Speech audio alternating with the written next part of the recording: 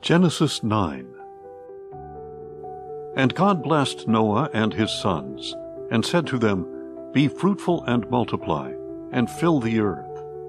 The fear and dread of you will fall on every living creature on the earth, every bird of the air, every creature that crawls on the ground, and all the fish of the sea. They are delivered into your hand. Everything that lives and moves will be food for you. Just as I gave you the green plants, I now give you all things. But you must not eat meat with its lifeblood still in it. And surely I will require the life of any man or beast by whose hand your lifeblood is shed. I will demand an accounting from anyone who takes the life of his fellow man. Whoever sheds the blood of man, by man his blood will be shed. For in his own image God has made mankind. But as for you, be fruitful and multiply. Spread out across the earth and multiply upon it. Then God said to Noah and his sons with him, Behold, I now establish my covenant with you and your descendants after you, and with every living creature that was with you, the birds, the livestock, and every beast of the earth, every living thing that came out of the ark. And I establish my covenant with you. Never again will all life be cut off by the waters of a flood. Never again will there be a flood to destroy the earth. And God said, This is the sign of the covenant I am making between me and you, and every living creature with you, a covenant for all generations to come. I have set my rainbow in the clouds, and it will be a sign of the covenant between me and the earth. Whenever I form clouds over the earth and the rainbow appears in the clouds, I will remember my covenant between me and you and every living creature of every kind. Never again will the waters become a flood to destroy all life. And whenever the rainbow appears in the clouds, I will see it and remember the everlasting covenant between God and every living creature of every kind that is on the earth. So God said to Noah, This is the sign of the covenant that I have established between me and every creature on the earth.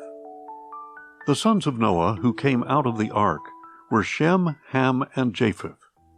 And Ham was the father of Canaan. These three were the sons of Noah, and from them the whole earth was populated. Now Noah, a man of the soil, proceeded to plant a vineyard. But when he drank some of its wine, he became drunk, and uncovered himself inside his tent. And Ham, the father of Canaan, saw his father's nakedness, and told his two brothers outside. Then Shem and Japheth took a garment and placed it across their shoulders, and walking backward, they covered their father's nakedness. Their faces were turned away so that they did not see their father's nakedness. When Noah awoke from his drunkenness and learned what his youngest son had done to him, he said, Cursed be Canaan. A servant of servants shall he be to his brothers. He also declared, Blessed be the Lord, the God of Shem. May Canaan be the servant of Shem. May God expand the territory of Japheth. May he dwell in the tents of Shem, and may Canaan be his servant. After the flood, Noah lived 350 years. So Noah lived a total of 950 years, and then he died. Genesis 10. This is the account of Noah's sons, Shem, Ham, and Japheth, who also had sons after the flood. The sons of Japheth: Gomer, Magog, Madai, Javan, Tubal, Meshech, and Tyrus. The sons of Gomer: Ashkenaz, Riphath, and Togarmah. And the sons of Javan: Elisha, Tarshish, the Kittites, and the Rodanites. From these the maritime peoples separated into their territories according to their languages, by clans within their nations. The sons of Ham: Cush, Mizraim, Put, and Canaan.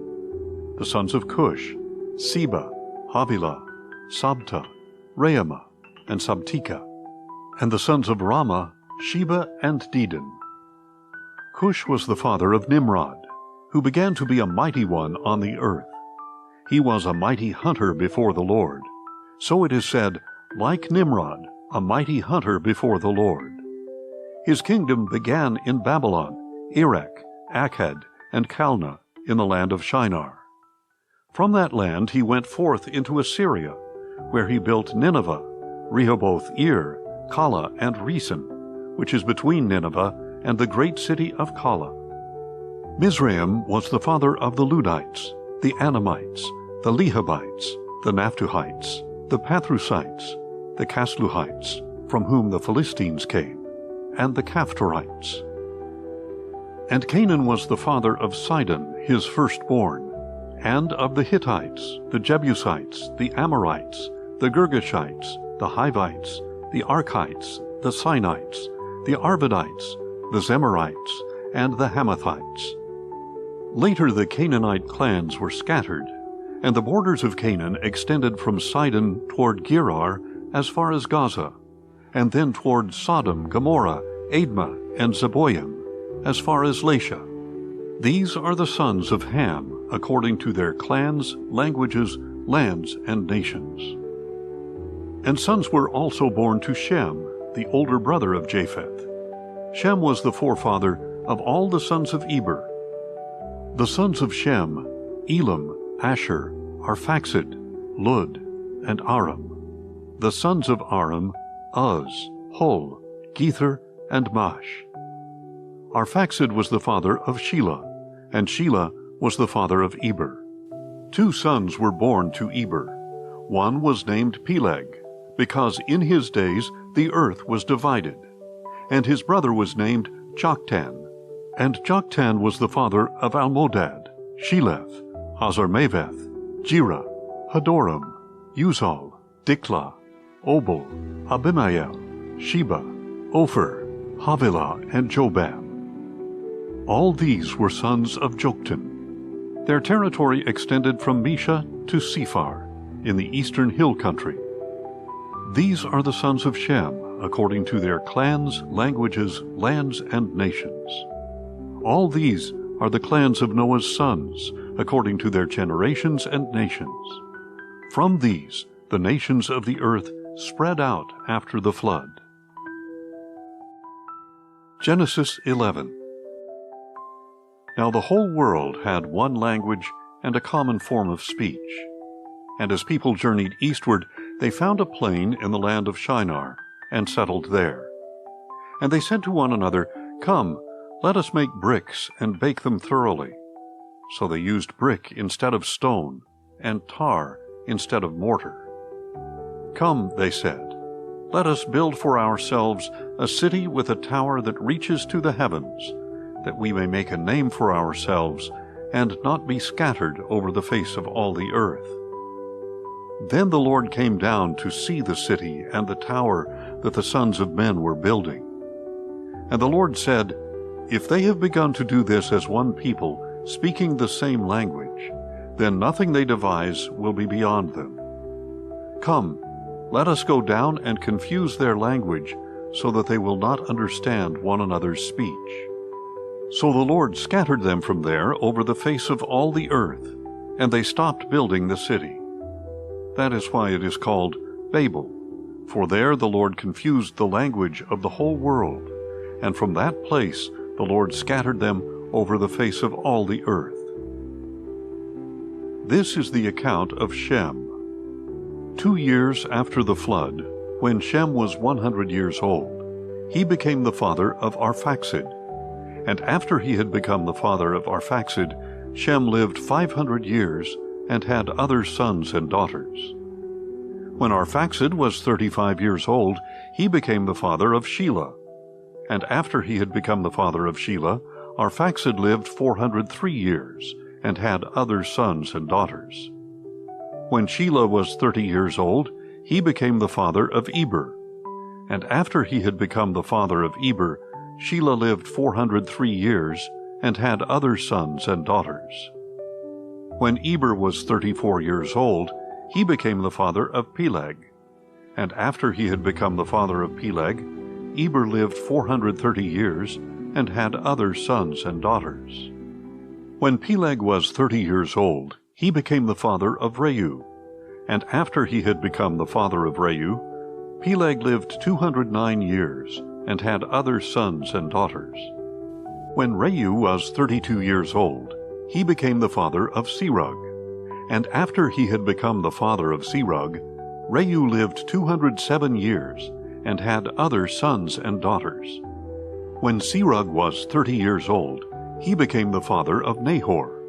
And after he had become the father of Nahor, Serug lived 200 years and had other sons and daughters. When Nahor was 29 years old, he became the father of Terah.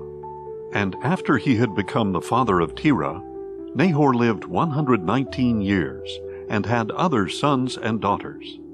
When Terah was 70 years old, he became the father of Abram, Nahor, and Haran. This is the account of Terah. Terah became the father of Abram, Nahor, and Haran became the father of Lot. During his father Terah's lifetime, Haran died in his native land, in Ur of the Chaldeans. And Abram and Nahor took wives for themselves. Abram's wife was named Sarai, and Nahor's wife was named Milcah.